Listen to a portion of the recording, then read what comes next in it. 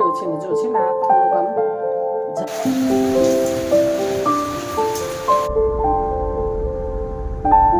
એટલે કહું કે કેવડો તડકો હોય, કોઈ કે હમણાં જ વરસાદ ચાલુ.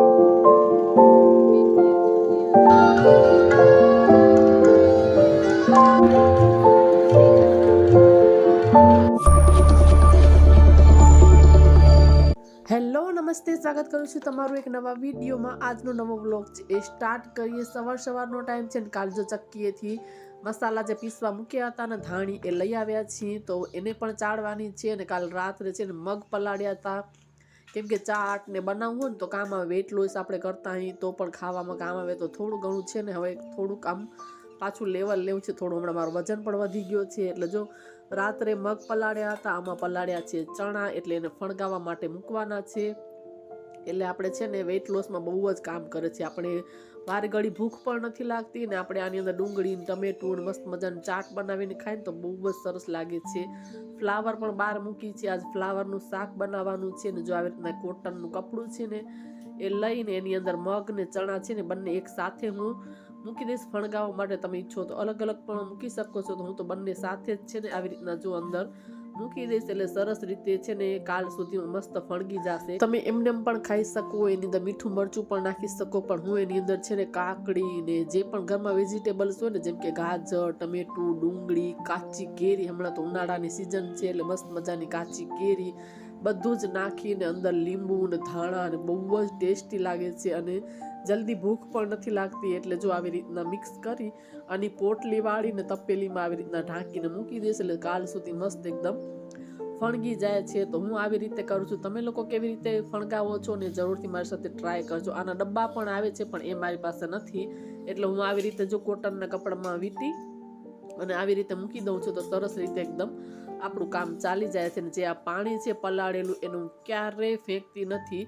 એ છે ને ફર્ટિલાઇઝરનું પ્લાન્ટ્સમાં એટલું સરસ કામ કરે છે, એકદમ પ્લાન્ટ ગ્રો કરે છે. એટલે જો બધા જ પ્લાન્ટ્સમાં છે ને થોડું થોડું આ પાણી છે ને એડ કરી દઉં છું, એટલે થોડું થોડું જ નાખવાનું, બહુ બધું નહીં નાખવાનું. એટલે જ્યારે પણ હું મગ ચણા કે કાંઈ પણ પલાળું ને તો હું આવી રીતે બધું પાણી આની અંદર જ નાખું છું. હું ડ્રાય ફ્રૂટ પણ પલાળું છું ને એનું પાણી પણ હું આવી રીતે પ્લાન્ટ્સમાં જ નાખું છું, એટલે સરસ એકદમ ખાતરનું છે ને એ કામ કરે છે. તો જો બધા જ પ્લાન્ટ્સ છે ને જેટલામાં પૂરું થયું ને એટલામાં બધામાં થોડું થોડું છે ને મેં એડ કરી દીધું છે, એટલે આવી રીતના છે ને આપણે યુઝમાં આવી જાય છે. અને પછી આવી ગઈ છું કિચનમાં. જો દહીં જમાવાનું છે, કેમ કે સવારે જમાવીને તો મસ્ત મજાનું મોરું મોરું દહીં જામી જાય છે, અને પછી આખી રાત ફ્રીજમાં મૂકી દઉં, એટલે ઠંડુ ઠંડુ બીજા દિવસે ફ્રીજમાંથી દહીં છે આપણે કાઢીને ખાઈ શકીએ. એટલે જો દહીં છે એ પણ જમાવી લઈશ, અને પછી ધીમે ધીમે છે ને ઘરના આપણના આગળના કામ છે ને સ્ટાર્ટ થાય. તો સવારના રૂટીનમાં આવી જ રીતના જો આપણે કાંઈક ભાગા દોડી ચાલુ જોઈએ ઘરના કામમાં. તો દહીં પણ જમાવીને સાઈડમાં મૂક્યું છે, અને જે ચા પીવામાં મારા હસબન્ડની બાકી છે, પૂજા કરે છે, એટલે ચાલો આપણા સવારના જે કામ છે ને એ આપણે સ્ટાર્ટ કરી દઈએ. તો જો મેં અહીંયા કને પલાળેલ બદામ, અખરોટ ને દ્રાક્ષ ને પલાળીને મૂકી હતી ને મેં ખાઈ લીધું છે, અને મારા દીકરા અને હસબન્ડ માટે જો મૂક્યું છે, એટલે એ પણ હવે ખાઈ લેશે. અને બધાનો ચા નાસ્તો થઈ ગયો છે, એ લોકો પણ ચાલ્યા ગયા છે. ને એના પછી જે આપણા સવારના રૂટીનના ઘરના કામો છે ને એ મેં સ્ટાર્ટ કર્યા છે.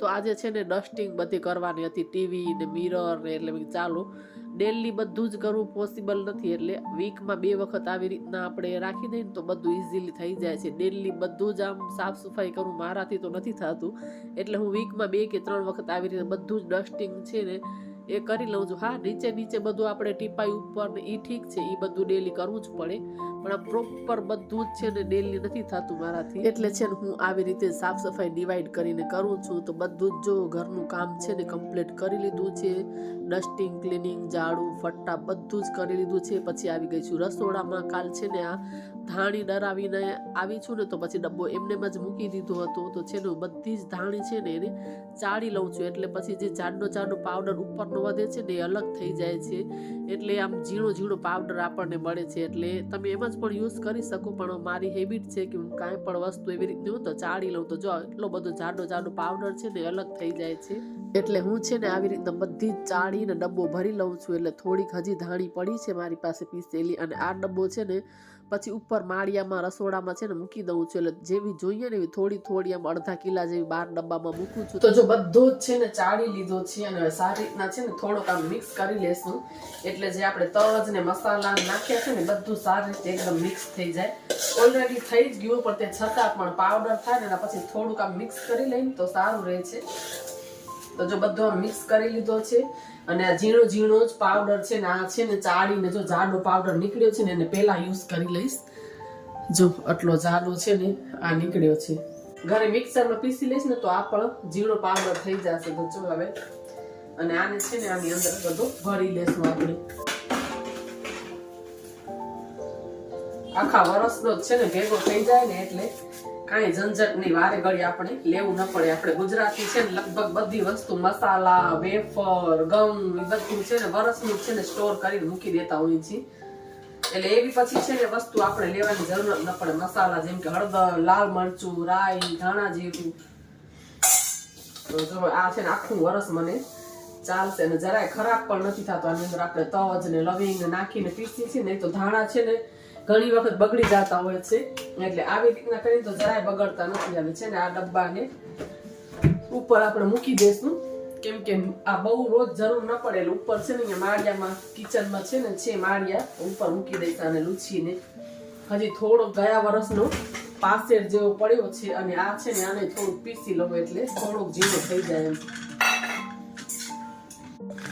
જો આટલો નીકળ્યો છે ને, જો છે ને આ થોડોક આમ જાડો છે, એટલે થોડોક પીસી લઈશ ને તો થઈ જશે. એક વખત આમ ફરાવી લઈશ તો, અને કાં તો આપણે પહેલા આને યુઝ કરી લઈએ એટલો તો પણ ચાલે. આપણે પીસવો ન હોય ઘરે તો પહેલા છે ને આને અલગ મૂકીને આ જ યુઝ કરી લઈએ શાકમાં બધે.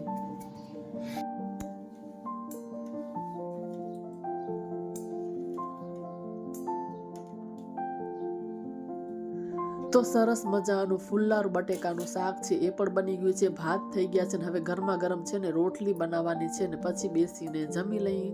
થોડા ઘણા પછી જે બધા કપડાં સંકેલવાના કામ છે એ કરી, અને થોડી વાર જો સૂઈ ગઈ હતી, હમણાં જ ઉઠી છું, અને એકદમ છે ને વરસાદ જેવું થઈ ગયું હતું, થોડું ગાજતો હતું, અને અહીંયા કને જો છાંટા છે ને એ પણ ચાલુ થઈ ગયા છે. ધીમો ધીમો વરસાદ છે ને સ્ટાર્ટ થઈ ગયો છે, અને કંઈક આવું છે. આજકાલ વાતાવરણ છે સવારના કાંઈ જ નથી હોતું, જેવી બપોર થાય છે એટલે ગરમી થઈને ઓચિંતાનો છે ને વરસાદ સ્ટાર્ટ થઈ જાય છે.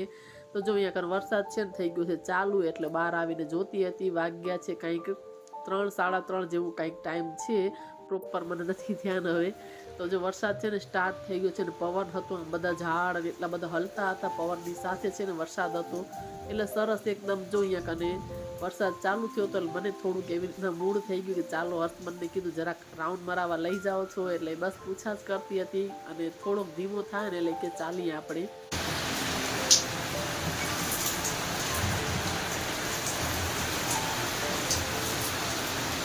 તો થોડી વારમાં જોઈ શકો છો તમે રસ્તામાં બધે પાણી થઈ ગયું છે, એટલે મેં હસબન્ડને કીધું ચાલો મને થોડુંક રાઉન્ડ મારવા લઈ જાઓ લોંગ ડ્રાઈવમાં. તો જો છત્રી લઈને હું નીકળી ગઈ છું બારે, અને હસબન્ડ છે ને ગાડી કાઢે છે, અને જો શેરીમાં બધે જ આવી રીતના પાણી થઈ ગયું છે. પણ થયું એવું કે જેવી અમે ગાડી સ્ટાર્ટ કરી, અને ગાડી હજી રોડ આમ શેરીથી બારે રોડ ઉપર અમે નીકળ્યા છું, ત્યાં તો વરસાદ પણ જો બંધ થઈ ગયો છે. અને જેવા મેન રોડ ઉપર અમે લોકો પહોંચ્યા ને તો એકદમ જો જાણે આકાશ ખુલ્લું થઈ ગયું, સીધો તડકો આવી ગયો છે એટલી જ વારમાં. એટલે કહું કે કેવડો તડકો હોય. કોઈ કે હમણાં જ વરસાદ ચાલુ થયો હશે, રાઉન્ડ મારા નીકળ્યો તડકો. જો એક બાજુ ભીનું ને આ બાજુ તડકો. તો પાછા ઘર તરફ રિટર્ન જઈએ છીએ. તમે જોઈ શકો છો વરસાદ બંધ થઈને સીધો તડકો આવી ગયો છે, એટલે પછી રાઉન્ડ મારવાનો કાંઈ મતલબ નથી. ચાલો હવે જઈએ ઘરે પાછા. વરસાદ છે ને અમે જેવા ગાડીમાં બેસીને નીકળ્યા ને તો વરસાદ થઈ ગયો બંધ ને તડકો આવી ગયો, એટલે અમને એમ કે ચાલો રાઉન્ડ મારી આવીએ. પણ ગાડી સ્ટાર્ટ કરીને હજી તો રોડ ઉપર જેવા ગયા હશું ને કે આમ લાગે જ નહીં કે અહીંયા વરસાદ આવ્યો છે, એવો ઉપર તડકો થઈ ગયો. એટલે આજે અમારા નારી શક્તિની મીટિંગ છે, એટલે મને એમ કે આ વરસાદને ચાલુ છે તો વરસાદ આવશે તો મીટિંગ તો નહીં થાય. પણ અમે જેવા રોડ ઉપર ચડ્યા હજી તો ત્યાં તો તડકો આવી ગયો, એટલે જો પાછા આવી ગયા છીએ અમે ને કપડાં ચેન્જ કરી રેડી થઈ ગઈ છું. 4:45 વાગી ગયા છે, ઉપર 5 થઈ ગઈ છે, એટલે 5 માં 10 મિનિટની વાર છે ને જવાનું છે મીટિંગમાં. તો ચાલો ફટાફટ મીટિંગમાં જઈ આવી.